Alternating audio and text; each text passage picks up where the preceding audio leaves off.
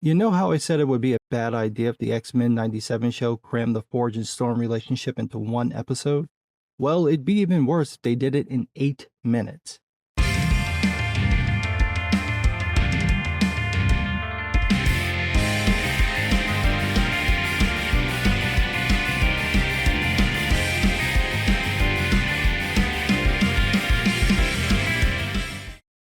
Well, eventually it had to happen. In the 4th episode, X-Men 97 finally stumbled. It was all going so well, and then the creative team made a decision I've never seen before. They split the episode into 2 unrelated stories. I don't mean that they had 2 separate storylines intercutting throughout the episode. I mean that they literally had 2 short stories crammed into one episode, and the one that needed the most time got the least and ended on a cliffhanger. If you're curious, it's the one about Storm and Forge.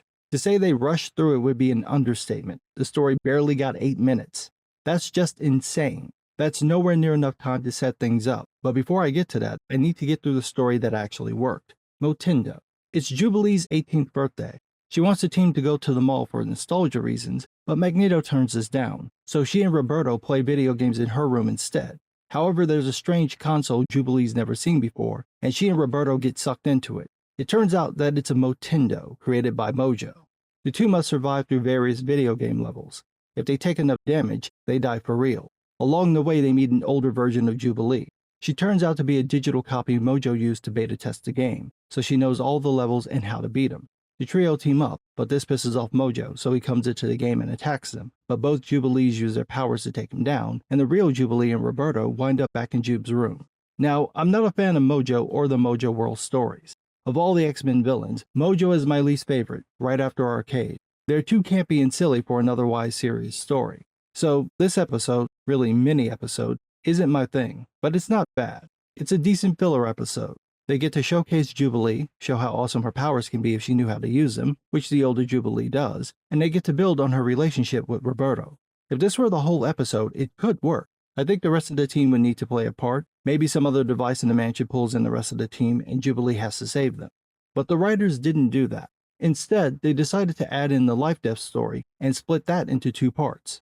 I watched this when it first aired, which was 2 o'clock in the morning, so I was struggling to stay awake, and I wasn't sure if I saw what I thought I saw, which was a whole new episode in the middle of an episode. But I did. I've never seen anything like this. I've never seen an ongoing series split in an episode like this. Out of curiosity, I checked to see how many episodes were planned for the season. It's 10. So if they have 10 episodes, why not just take 2 and use one for the Storm and Forge story and the other for the Jubilee story? Or if they wanted to expand the life-death story, the show could have made Jubilee's story the subplot and intercut that between the main story with Storm and Forge. That would have been the way to do this, although it wouldn't have solved the problem of rushing through Storm and Forge's story. The strangest thing about this is that the life-death story from X-Men 186 is a double-sized issue. It covers the fallout of Henry Gyrick shooting Storm with a gun that neutralized her powers, Forge and Storm catching feelings, and then Storm discovering that Forge created the technology behind the weapon, is hiding her from Gyrick, and Forge's lame attempt to convince Storm to let him restore her powers. If you cut out all the scenes involving Rogue and Val Cooper and anything that references Gyrick, since the show has the Executioner create the gun, there's still plenty in the book to fill a single episode. There's at least 20 minutes of material there, so I don't get why the writers made this a 2-parter, and even less so why they crammed the entire issue into 8 minutes. They don't give any of the moments a chance to breathe. There's not enough time to buy that Storm and Forge are really falling in love. It feels more like we've missed those moments and they're just getting snippets of them. For example, we get the dinner scene from the comic and the two flirting, but gone is Storm first showing up in a gown, embarrassing both of them, and more importantly, gone is Storm bearing her feelings to Forge. Immediately after that in the comic, Gyrick calls Forge, and Storm, like any rational person staying at a stranger's home, decides to listen in on the call. That would have been great to see, but no. Instead, in the show, Forge and Storm go horseback riding. When they come back, Forge tries to restore Storm's powers, but it doesn't work. Not too long after that, Storm goes to talk to Forge. She sees he's still trying to figure out how to get her powers back and asks why he cares so much. And Forge reveals that while he worked for the government, he created the technology used to make the power dampeners. They argue, Storm slaps him, and then she plans to leave, but winds up getting attacked by the adversary, an ancient demon Forge's tribe, the Cheyenne, fought many times in the past. That skips past a lot of stuff from the comics, which I understand since they changed the story and made the Executioner depower Storm. Gyrick is currently in prison, so everything involving him either had to be massively changed or scrapped. What I don't understand is compressing the story this much.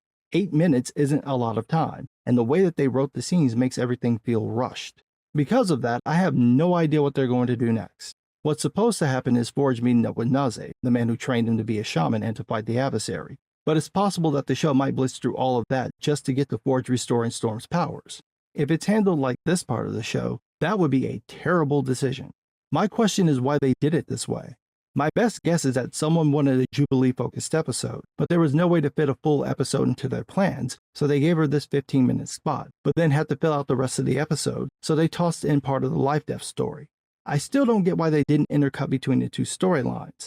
That would have been the easiest way to sell Forge and Storm catching feelings. We don't get to see all their interactions, but it's at least implied that when we're following Jubilee and Roberto, Storm and Forge are doing their thing. This isn't a terrible episode, but only because the Jubilee storyline is good. The life-death story just doesn't work. It feels rushed, feels like we're missing information, and it never feels like Storm would fall for this dude. I get why he likes her, she's Storm, but I don't buy that Storm would be smitten this fast just because Forge cooked a meal and they rode some horses. I know some women are easy, but no women are that easy. Now, I'm making this after seeing the 5th episode, so I know the show gets way better, but that only makes the 4th episode worse because how is this the lead-in for that episode?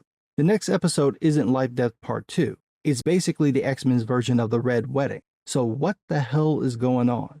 Why would you make this episode a cliffhanger and then go on to something like that? That's a bad decision that just kills the pacing of an otherwise awesome reboot. But what do I know? I'm just some guy.